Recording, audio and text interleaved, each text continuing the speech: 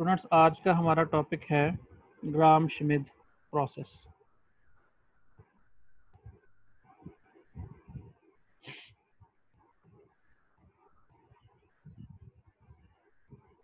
तो एक एग्जांपल करते हैं इसको समझने के लिए वो कैसे है। अच्छा जी, हमारे पास तीन वेक्टर्स हैं u1, u2 और u3। बेसिस है जो कि किसी सब स्पेस w की। अच्छा, ये सब स्पेस की बेसिस कैसे है और स्पेस की बेसिस कैसे नहीं है, ये याद रखें कि हमारे पास डायमेंशन है इस वक्त R4, क्योंकि इसके फोर कंपोनेंट्स हैं 1 2 3 4। तो ये 4 डायमेंशनल स्पेस है। और अगर मैं पूरी R4 जनरेट करना चाहूँ तो हमारे पास कम से कम 4 वेक्टर होते हैं। ठीक है, तो ये पूरी स्पेस नहीं है, किसी सब स्पेस की बेसिस है। 1 2 3 तीन वेक्टर्स जो हैं वो सब स्पेस की बेसिस है। बेसिस में क्या होता है कि आपके तीनों वेक्टर्स लीनियरली इंडिपेंडेंट भी होते हैं।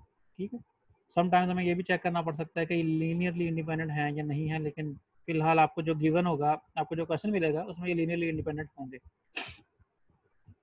ये बेसिस है, हमने क्या करना है, इन ऑर्थो नॉर्मल बेसिस प्रोड्यूस करनी है इसको यूज करते हुए using Gram Schmidt process. Orthonormal basis क्या होती है कि वो तो वेक्टर्स आपस में ऑर्थोगोनल हों, पहली कंडीशन, यानी इन दोनों का डॉट और इन दोनों का डॉट और इन दोनों का डॉट आपस में जीरो हो। और नॉर्मल मतलब क्या है कि ये यूनिट वेक्टर्स भी हों, इनकी जो लेंथ है, जो इनकी मैग्नीट्यूड है, या इस सब्जेक्ट में हमने इस चीज़ का नाम नॉर्म रखा हुआ है, इनकी नॉर्म 1 हो। ठीक है जी, तो स्टार्ट करते हैं। सबसे पहले हम u1 से। तो हमने क्या किया, u1 को लेट कर लिया है कि वो v1 के इक्वल है। और जो हमारा w1 है, जो हमारा पहला ऑर्थो नॉर्मल वेक्टर है, वो क्या होगा, इस वेक्टर v1 का यूनिट वेक्टर। कैसे कि हम v1 को डिवाइड कर देंगे उसकी नॉर्म पे, यानी उसकी मैग्नीट्यूड पे, तो ये क्या बन जाएगा, यूनिट वेक्टर बन जाएगा। अब यहाँ पे आप देखें तो ये u हमारे पास v1 ये है, क्योंकि u1 को हमने कह दिया कि वही v1 के इक्वल है। इसकी जो आप मैग्नीट्यूड फाइंड करेंगे तो 1 square plus 1 square plus 1 square plus 1 square under root. तो ये हो जाएगा 1 plus 1 plus 1 plus 1 4। 4 under root क्या होता है, 2। तो आपके पास जो नॉर्म आ रही है, जो मैग्नीट्यूड आ रही है, वो 2 आ रही है। तो इसको डिवाइड करेंगे 2 पे, तो ये सबको 2 पे डिवाइड कर दिया तो 1/2 1/2 1/2 1/2। तो हमारा जो पहला ऑर्थोनॉर्मल वेक्टर है बेसिस का, वो हमारे पास आ चुका हुआ है। अब आप चेक कर लें कि ये नॉर्मल वेक्टर है यानी यूनिट वेक्टर है, इसकी मैग्नीट्यूड चेक करेंगे तो 1 आएगी। इसका स्क्वायर करेंगे तो 1/4 1/4 1/4 1/4 प्लस करेंगे तो 1 plus 1 plus 1 plus 1 4/4 is equal to 1। ठीक है जी, और नॉर्मल वेक्टर बन गया ये। तो नेक्स्ट हमने क्या करना है, v2 फाइंड करने के लिए हमें क्या फाइंड आउट करना पड़ेगा, u2 माइनस u2 का इनर प्रोडक्ट w1 से। फिलहाल तक हमने जितने भी नॉर्मल वेक्टर्स फाइंड कर लिए हुए हैं उनके साथ, उन सब के साथ u2 का इनर प्रोडक्ट लेना पड़ेगा। तो सर जस्ट हमारे पास w1 आया, तो हम u2 का इनर प्रोडक्ट लेंगे w1 के साथ और साथ मल्टीप्लाई कर लेंगे इस w1 को। अब ये बात दिमाग में थोड़ा सा अपना ये बात दिमाग में डालें कि ये जो आपके पास पोर्शन है u2 का w1 के साथ इनर प्रोडक्ट, यानी कि ये डॉट प्रोडक्ट है, तो ये जस्ट एक नंबर होगा, स्केलर। ठीक है, और ये आपके पास एक वेक्टर है, तो ये स्केलर टाइम्स वेक्टर, तो ये कोई वेक्टर आएगा जिसको आप u2 में से माइनस कर देंगे। ये हमारे पास u2 की वैल्यू, मैं दिखा देता हूँ, ये हमारे पास था u2 और ये आपने u2 की वैल्यू लगा दी यहाँ पे। और ये इनर प्रोडक्ट का फॉर्मूला क्या होता है, determinant of first transpose into second. ठीक है, determinant of u2 transpose into w1 into w1। अगले स्टेप में हमने इन सब की वैल्यूज को पुट कर दिया हुआ। डिटर्मिनेंट ये आ गया u2 का ट्रांसपोज, ये हमारे पास u2 है। इसका जब आप ट्रांसपोज लेंगे तो ये कॉलम है, तो कॉलम जो है वो क्या हो जाएगा, रो हो जाएगा। रो होती है तो कॉलम हो जाना था, ये हो गया। और साथ में w1 एज इट इज, और बाहर भी w1 एज इट इज। ये वाला पोर्शन क्योंकि हमारे पास कोई स्केलर आएगा नंबर। अब आप देखें इसकी जब आप इनर प्रोडक्ट लेंगे या डॉट प्रोडक्ट लेंगे, वो कैसे होती है, मैट्रिसेस की फॉर्म में। जब आप उसको मल्टीप्लाई करेंगे आप, तो फर्स्ट को फर्स्ट से मल्टीप्लाई कर लिया आपने, ये रो है जो इस कॉलम से मल्टीप्लाई हो जाएगी। तो 0 को मल्टीप्लाई किया 1/2 से 0 आया, प्लस 1 को मल्टीप्लाई किया 1/2 से 1/2 आया, फिर 1 को मल्टीप्लाई किया 1/2 से 1/2 आया, फिर 1 को 1/2 से 1/2। इन सबको जब आप ऐड करेंगे तो 0 तो ख़त्म हो गया, इन सबका एलसीएम आएगा 2, और ऊपर 1 प्लस 1 प्लस 1 कितने हो गए, 3। ये 3/2 आ जाएगा। ये देख लें आप कि हमारे पास उस मैट्रिक्स की, ये जो दो मैट्रिक्स आपने मल्टीप्लाई किए थे, इनका जो प्रोडक्ट है वो हमारे पास एक 1/1 मैट्रिक्स आया है जो कि 3/2 है। जब इसका डिटर्मिनेंट लेंगे तो वो डिटर्मिनेंट इसका 3/2 के इक्वल ही आएगा, क्योंकि हमने ये बात पढ़ी हुई है कि determinant of A is equal to A, कि 1/1 मैट्रिक्स का जो डिटर्मिनेंट है वो वही नंबर होता है एज इट इज़। आप उसको यहाँ पे अगर -1 होगा तो -1 लिख देंगे, यहाँ पे 5 होगा तो 5 लिख देंगे। सिमिलरली यहाँ पे 3/2 था तो हमने 3/2 यहाँ पे लिख दिया। अब क्या करना है, हमने इन सबको 3/2 से मल्टीप्लाई करना है। तो 3 1 आर 3, 2 2 आर 4, तो ये हो गया 3/4। अगला भी 3/4, सारे के सारे 3/4 आ गए। ठीक है जी, क्लियर। नेक्स्ट क्या करना है, आपने इनको माइनस करना है। तो फर्स्ट में से सेकंड को माइनस करेंगे, 0 - 3/4 -3/4, 1 - 3/4। एलसीएम जब आप लेंगे तो एलसीएम आएगा 4, तो 4 1 आर 4, 4 - 3 कितना रह गया, 1, 1/4। सिमिलरली बाकी के भी सारे के सारे 1/4। अब ये हमारे पास V2 आ गया। तो ये ऑर्थोगोनल वेक्टर है, V2 जो है वो W1 से ऑर्थोगोनल है। ये जो हमने W1 देखा था इसके साथ ये जो V2 आया आपके पास, ये ऑर्थोगोनल है लेकिन अभी ऑर्थो नॉर्मल नहीं है। ऑर्थो नॉर्मल कब होगा, जब आप इसको इसकी मैग्नीट्यूड पे डिवाइड करेंगे, तो उसको हमने कहा हुआ है कि वो W2 है हमारा अगला जो ऑर्थो नॉर्मल वेक्टर है। वो कैसे मिलेगा, आप इस वेक्टर को डिवाइड कर देंगे इसकी मैग्नीट्यूड पे या इसकी नॉर्म पे। तो इसकी नॉर्म हमने फाइंड की थी, तो इसकी नॉर्म क्या आती है हमारे पास, 3 का स्क्वायर 9 प्लस 1 का स्क्वायर 1 प्लस 1 का स्क्वायर 1 प्लस 1 का स्क्वायर 1, तो 9 + 1 + 1 + 1, 9 + 3 कितने हो गए, 12। 12 ओवर डिनोमिनेटर में क्या आ रहा है आपके पास, 16। ये भी 16 16 16 16, तो इसको आपको पता है कि जब आप ऐड करेंगे तो एलसीएम 16 आ जाएगा और ऐड होके ये क्या आ जाएगा, 12। तो जब आप इसका स्क्वायर रूट निकालेंगे तो वो हमारे पास बनेगा 12/4। ठीक है जी। जब आप -3/4 को डिवाइड करेंगे 12/4 पे, तो 4 4 से कैंसिल, तो -3/√12 रह जाएगा, √12। ठीक। सिमिलरली ये बाकी के भी 4 कैंसिल हो जाएगा, 1/12 1/12 1/√12। तो ये हमारे पास आ गया ortho normal vector second one. ये W2 और W1 ये आपस में ऑर्थोगोनल है। ऑर्थोगोनल मीन्स इन दोनों का डॉट प्रोडक्ट 0 है, इनर प्रोडक्ट जो है वो 0 है। और दूसरी बात ये कि ये ऑर्थो नॉर्मल है, नॉर्मल भी है क्योंकि इसका नॉर्म भी जो है वो मैग्नीट्यूड भी 1 है। अब चेक कर लें, इन सब का स्क्वायर करके आपने ऐड करना है। तो 3 का स्क्वायर 9 +1 + 1 + 1, 9 + 1 10 + 11 + 12। ठीक है। 12 ओवर डिनोमिनेटर में क्या आ जाएगा आपके पास, 12 का स्क्वायर रूट स्क्वायर करेंगे तो 12 आ जाएगा। 12/12 इज इक्वल टू 1। ठीक है जी। तो ये नॉर्मलाइज्ड भी है और ऑर्थोगोनल भी है W1 के साथ। अब W3 को फाइंड करने के लिए पहले हमें V3 फाइंड करना पड़ेगा। V3 के लिए क्या करना पड़ेगा कि जो आपका ये वेक्टर U3 है उसका इनर प्रोडक्ट तमाम के तमाम पिछले जितने भी वेक्टर आपके पास आ गए हैं ऑर्थो नॉर्मल, उनके साथ। आपके पास W1 और W2 दो आए हैं, तो आपने U3 का इनर प्रोडक्ट W1 के साथ भी लेना है, फिर W1 से मल्टीप्लाई, और U3 का इनर प्रोडक्ट W2 के साथ फिर W2 से भी मल्टीप्लाई, और अगर W3 भी कोई और आया होता तो हम उसके साथ भी लेते और मल्टीप्लाई। ठीक है। ये इंक्रीज होते जाएंगे। n अगर आपके पास वेक्टर है तो आप चलते जाएंगे nth वेक्टर तक आपका ये सिलसिला चलेगा। ठीक हो गया। U3 की हमने वैल्यू लिखी 0 0 1 1। उसके बाद हमारे पास U3 का W1 के साथ इनर प्रोडक्ट है, ये हमने लिख दिया कि इन दोनों वेक्टर्स का आपस में इनर प्रोडक्ट है, और इसको ब्रैकेट इसलिए डाली है क्योंकि इसका कोई आंसर नंबर होगा, उसे मल्टीप्लाई करेगा, W1 एज इट इज।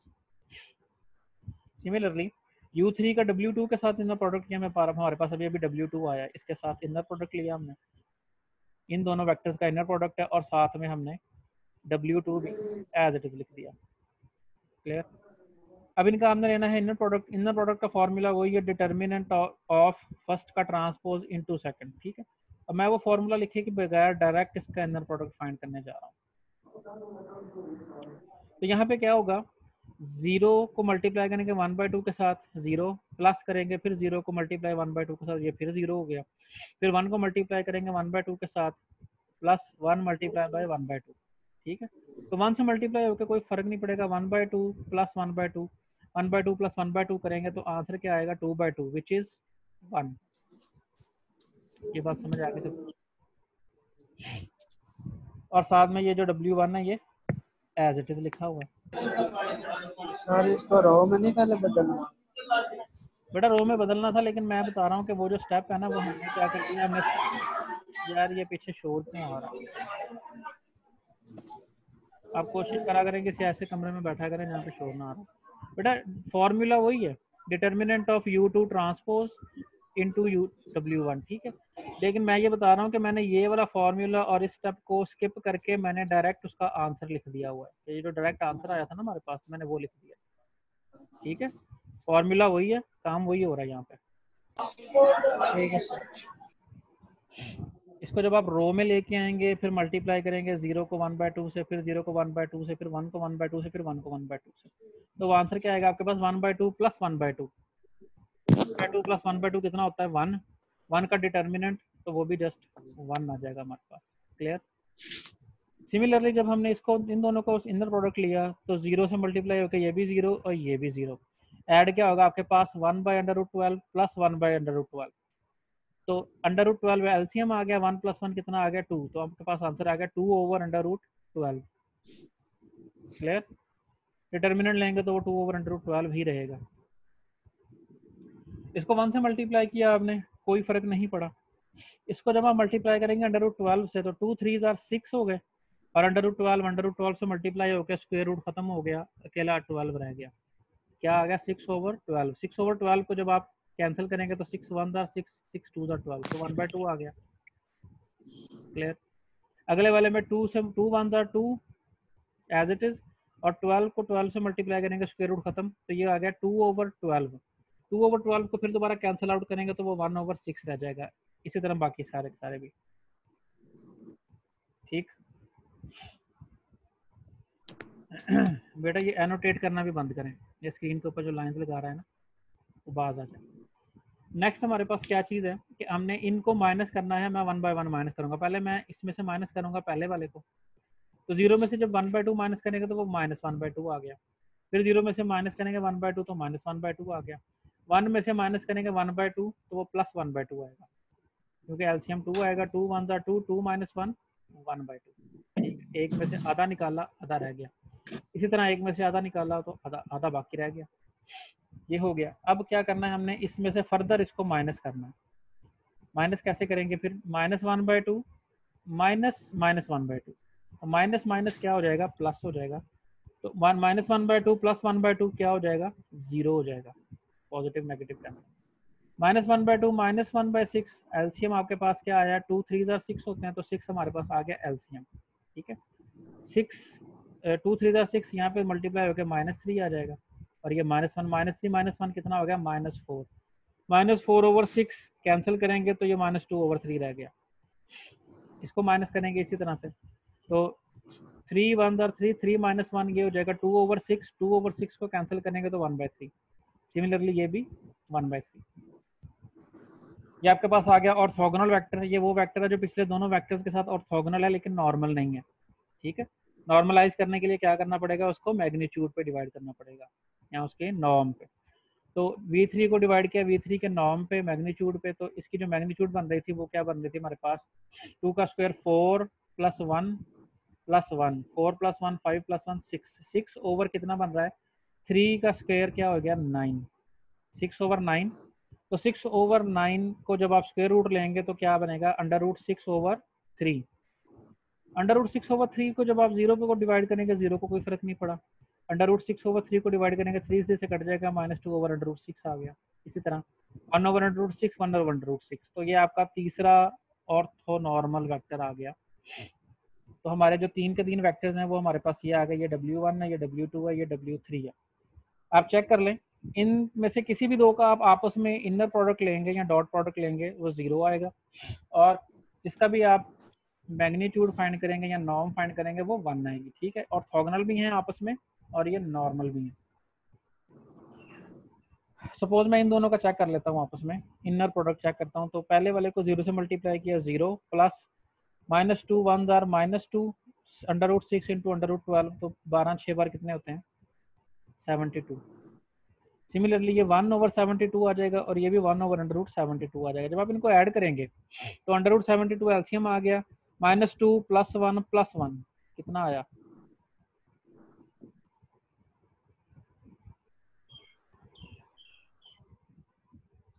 0 0 आ गया न्यूमरेटर में। तो दोनों का जो डॉट प्रोडक्ट है, इनर प्रोडक्ट है, वो क्या आ गया आपके पास? 0 आ गया। और इसकी आप मैग्नीट्यूड चेक कर लें, इसकी या इसकी, किसी की भी कर लें, इसकी चेक कर लेते हैं, इन दोनों की हम चेक कर चुके हैं। तो मैग्नीट्यूड क्या आएगी? 2 का स्क्वायर 4 माइनस प्लस हो जाएगा, ठीक है। 2 का स्क्वायर आ जाएगा जी 4 + 1 5 + 1 6, 1 का स्क्वायर 1 नहीं होता है, तो ये 6 हो गया। डिनोमिनेटर में क्या आ जाएगा? स्क्वायर करेंगे 6 √6 का, तो 6/6 इज इक्वल टू 1। ठीक हो गया जी। अब मुझे उम्मीद है कि आपको इसके बाद वो जो आपको ये असाइनमेंट में क्वेश्चन दिया हुआ है ना, वो आपसे हो जाएगा इंशाल्लाह। ठीक है, अभी भी किसी का कोई क्वेश्चन है तो वो पूछ ले।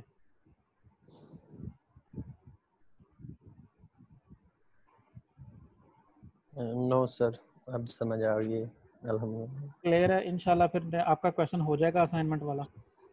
यस सर, इंशाल्लाह। ये जो इस लेक्चर की वीडियो भी इंशाल्लाह मैं यूट्यूब पे अपलोड कर दूंगा, तो आप जिस किसी को कुछ मिस हो गया तो दोबारा चेक कर ले, ठीक है। Yes sir.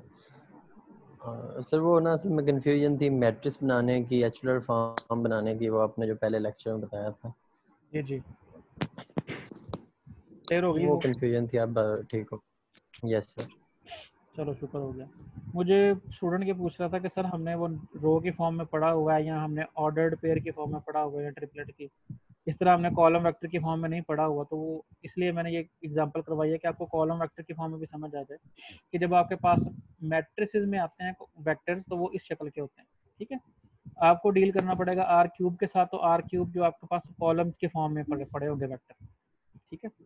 Yes sir. इन वेक्टर को कैसे ऑर्थोनॉर्मल बनाना है, कैसे इनके प्रोडक्ट्स लेने हैं आपस में, डॉट प्रोडक्ट, वो आपको पता चल गया हुआ, ठीक है। Yes sir. तो स्टूडेंट किसी ने कुछ पूछना है तो पूछ ले, उसके बाद मैं ये लेक्चर एंड कर रहा हूँ। Excuse me sir. जी जी, सर हम डिटर्मिनेंट वाला स्किप कर सकते हैं या वो भी करना है? डिटर्मिनेंट वाला मैंने तो कोई भी नहीं दिया। कौन सा? टैप अच्छा, चैप्टर ट्रांसपोज वाला। डिटर्मिनेंट वाला चैप्टर आपका चैप्टर नंबर 5 है वो। नो सर, इस क्वेश्चन में आपने करवाया ना वो अच्छा, फॉर्मूला। आप ये कह रहे हो कि जैसे मैंने ये फॉर्मूला लिखा है, इसी की बात हो रही है? Yes sir, yes sir. अच्छा, इसको स्किप करके आप डायरेक्ट इनर प्रोडक्ट ठीक लिख लोगे? यस सर, यही पूछ रही हूँ कि ये लिखना है या डायरेक्टली कर सकते हैं। तो बेटा वो ये होता है कि आप पेपर में भी जब क्वेश्चन करते हैं या असाइनमेंट का क्वेश्चन करते हैं, एक बार फॉर्मूला पूरा लिखना ज़रूरी होता है, ये बात याद रखना, ठीक है। तो सर एक बार ये ज़रूर लिखना है, एक बार करने के बाद फिर अगली बार आप उसको स्किप करके, जिस तरह मैंने यहाँ पे डायरेक्ट लिखा है ना, सिमिलरली आप डायरेक्ट लिख सकते हो। Clear? Yes sir, thank yes sir. मैं फिर बता रहा हूँ कि क्वेश्चन के अंदर फार्मूला को एक बार मेंशन करना ज़रूरी होता है, वो आप एक बार ज़रूर मेंशन करें। एक बार करने के बाद अगले 4-6 बार अगर यूज़ कर रहे हो तो वो ना करें, आप डायरेक्ट लिख दें, इट्स ओके।